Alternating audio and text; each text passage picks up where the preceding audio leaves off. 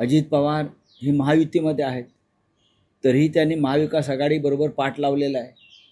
अशा वेळेला त्यांच्यावर तिथे कारवाई होईल, तिथे कारवाई होईल. आणि आमच्या माहितीनुसार आणि खात्री मला अशी आहे की भविष्यामध्ये शरद पवार अजित पवार एकत्रित महाविकास आघाडीत तुम्ही राष्ट्रवादी काँग्रेसबद्दल बोलताय. आता शरद पवार महाविकास आघाडीकडे नसतील, कारण तुमचा असा ऊग आहे की दोन्ही राष्ट्रवादी हे एकत्र झाले आहेत किंवा असं दिसतंय. तर शरद पवार हे आता तुमच्या सोबत नसतील. राष्ट्रीय पातळीवर तुम्ही चुकीच्या दिशेनं प्रश्न विचारताय. मी असा विचार करतो आहे किंवा आम्ही सगळे असा विचार करतो आहोत की शरद पवार हे अजित पवारांसह महाविकास आघाडीत येतील. असं काय विचार करतो की शरद पवार आणि अजित पवार हे एकत्रित महाविकास आघाडीमध्ये, म्हणजे अजित पवारांसह महाविकास आघाडीत असेल ना. कारण शरद पवार हे आमच्याबरोबर आहेत, त्यांचा पक्ष महाविकास आघाडीत आहे.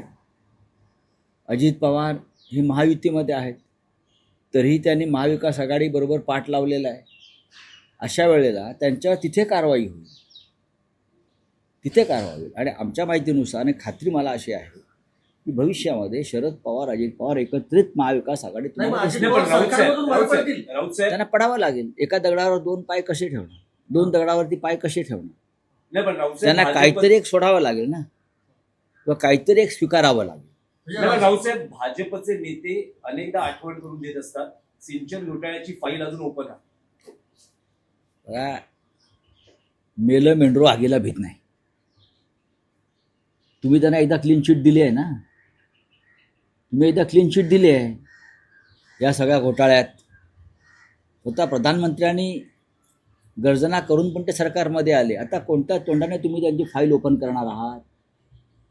त्या फाईलमध्ये काय आहे की नुसता डरकाळ्या फोडताय पोकळ?